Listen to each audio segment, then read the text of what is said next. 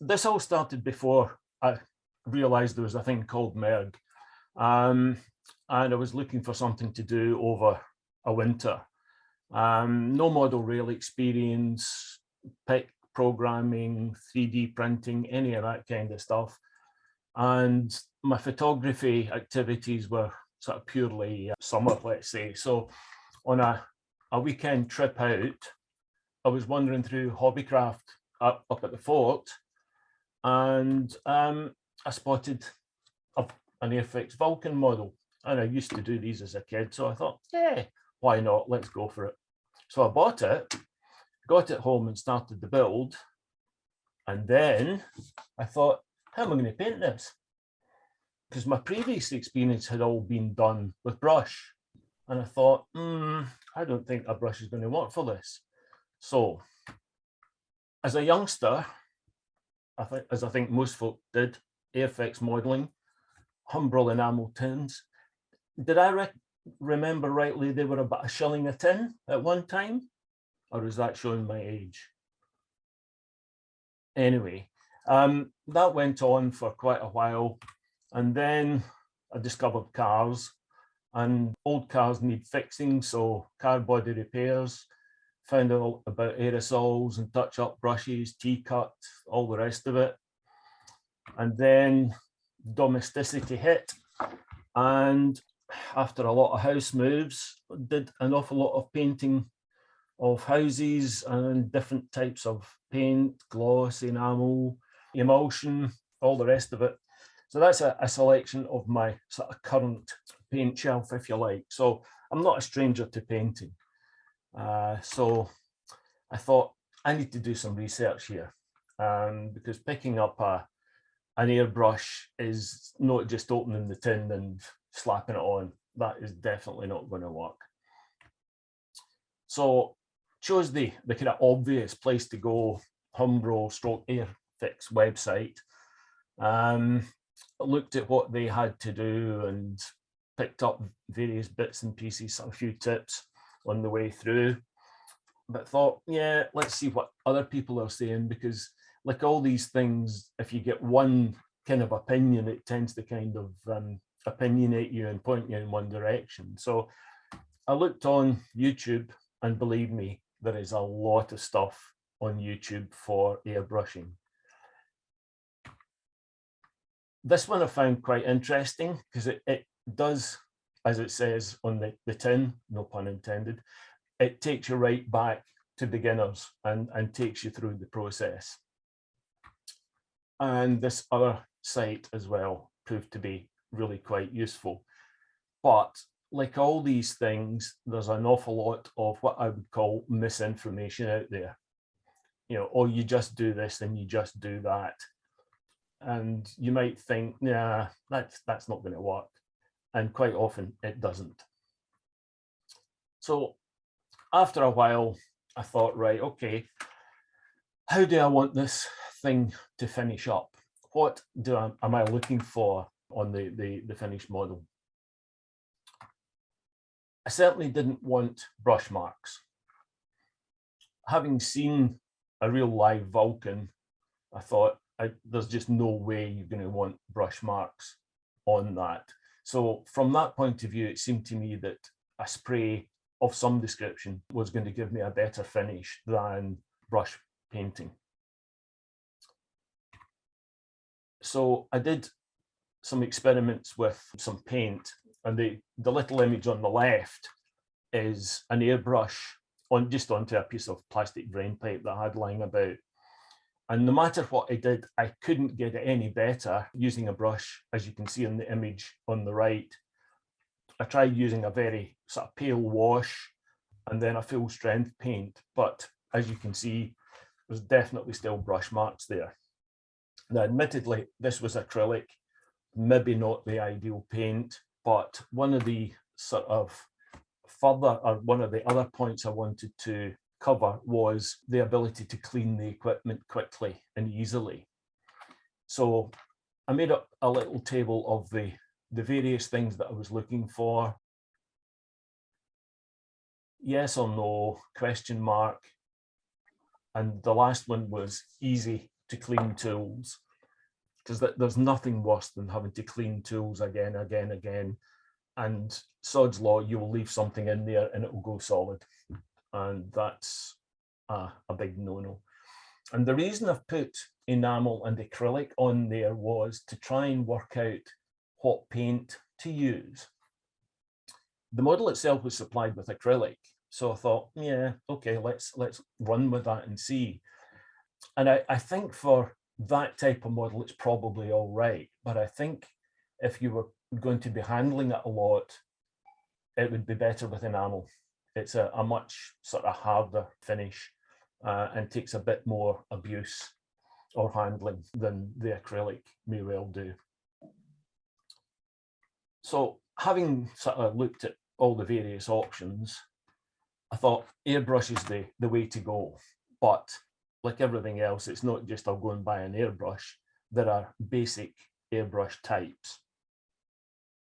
So the first one I looked at was a fairly cheap off-the-shelf type of airbrush, which I used to have years and years ago, and I just couldn't make it work properly at all. Essentially, it's a little paint pot with a tube going into it, a bit like your soap dispenser, only in this case, higher pressure coming out through the air pipe catches the paint and effectively forms a siphon. So the air picks up the paint and sprays it out. Very little control on the paint flow, but the little brass nozzle that you can see there is adjustable. So you can, to a certain extent, alter how much paint you're getting for any given airflow. And relatively inexpensive. And then not much more expensive, but a slightly more sophisticated type of airbrush, which has got a sort of trigger, and it's more like a pen. The button on the top basically controls airflow, and in this particular version, the only paint flow that you could alter was by screwing the little nozzle at the end, which meant that you had to preset it before you actually started your paint task. And again, I didn't think that was maybe the best way to go. So then you get things called dual action. And in this case, the trigger on the top controls both the paint flow and the air. So the idea is that you press the button down and you get airflow, and then as you pull the button back, you get paint. So you can control both the air pressure and the amount of paint that you're putting on. So if you're really looking for a very, very fine spray, you can achieve that quite easily. Again, not horrendously expensive, but looking at what you get there for your money, you think, yeah, that's quite a lot of kit for your 40 quid. And then you can move up the range slightly better. You've got a brand there. And if you look at any of the online retailers, there's half a dozen names there that come up. So it's a brand, Sparmax. It's pretty reasonable. And then, of course, at the top end of the thing, you've got, I don't know, the Rolls Royce, let's say, over 200 quid for an airbrush. I don't know what it would give you over the cheaper ones, but it must be something for something like 4 or 5 times the price. So the next thing you need is propellant. As I said earlier, it's basically compressed air going through at high pressure that picks up the paint and sprays it. So there's 2 ways to go. You can buy cans of compressed air, or you can buy a compressor. The cans are fine, that if you've got a small task to do, they're quite effective, but they do run out, usually when you're just about halfway through a job. The other option is to go for a compressor.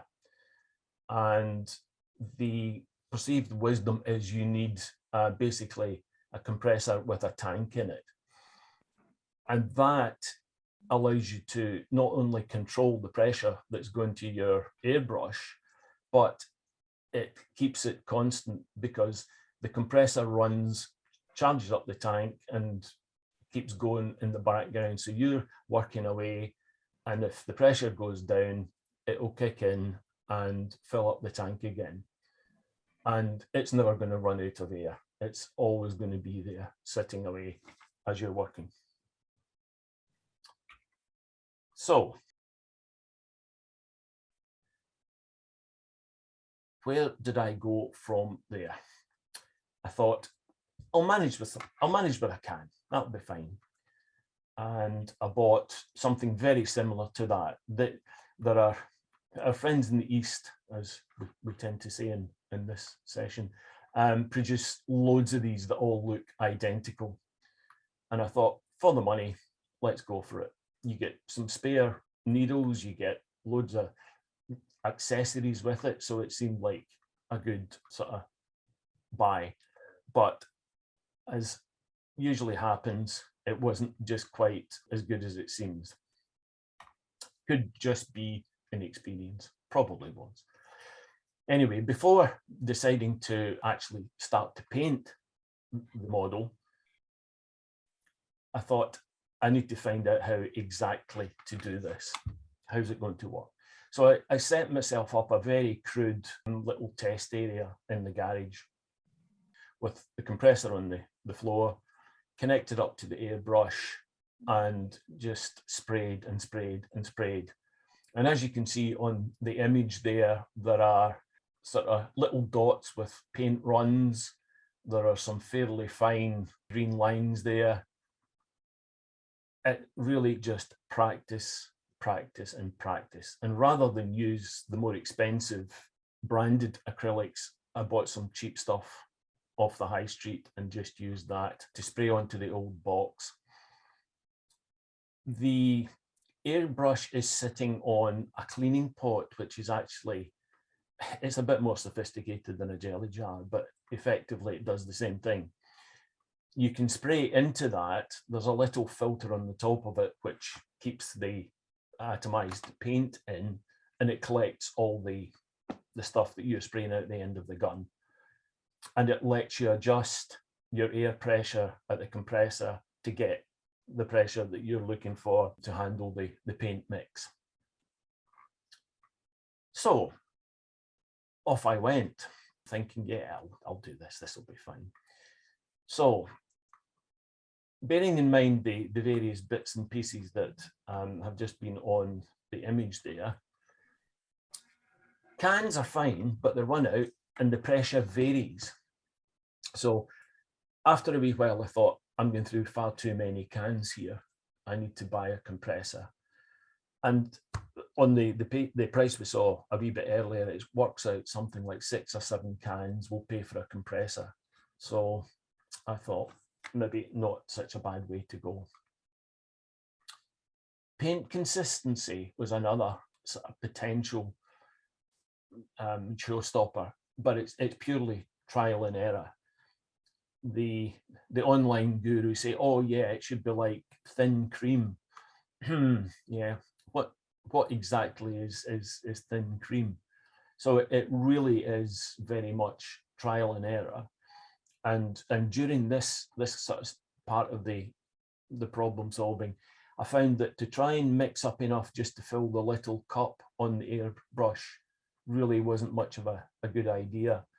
And much better to mix up a bigger quantity so that you had a reasonable supply of whichever colour and paint that you were using at that time. So you weren't starting all the time to mix up. You could just pour in and keep going.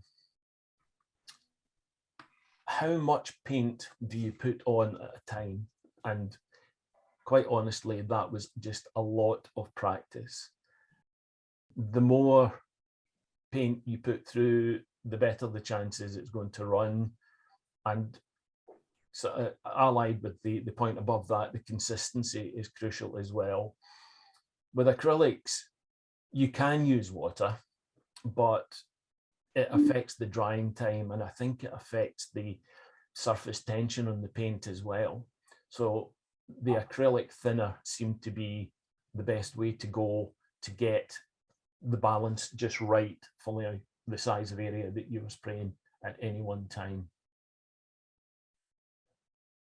Judging the distance to the workpiece again is practice. Effectively, if you want a very, very fine line, you have to be really quite close to the piece. If you're trying to do an area, you need to pull back a bit and use lighter coats and just have several of them. And with the airbrush that I started out with, I just could not get consistent results. It would splutter, you would get denser parts on your surface. So after a lot of cleaning, the cheapy airbrush actually stopped working. So I went for a more expensive one. And since then, I haven't had too many problems with stuttering or inconsistent results. So having done all that, I thought I've spent enough time faffing about here. I need to get on and get the paint job done. So the task is, or was, to go from that, which is essentially a primed, fully built model, just using a very basic grey primer just to spray on, not too worried about inconsistency. All I really was looking for at this stage was paint adhesion. So I was hoping to get from there to there. Now, that is not my model. That is the real Vulcan when it was up at the Prestwick Air Show over the top of Ayr Beach. So I had something to actually aim at rather than the instructions in the box. I had actually seen one of these, and one of the open days that it was on the ground at Prestwick, I actually went along and got up close and personal to the underside of it. So, to get the paint scheme right, Airfix in their wisdom give you that, which is an A4 sheet. The model is 47 centimeters wing to wing, which is nearly twice the size of an A4 sheet. So quite how you're supposed to get that onto the full-sized model, I'm not too sure. But having been in the print and publishing industry for an awfully long time, I realized that I could scale up.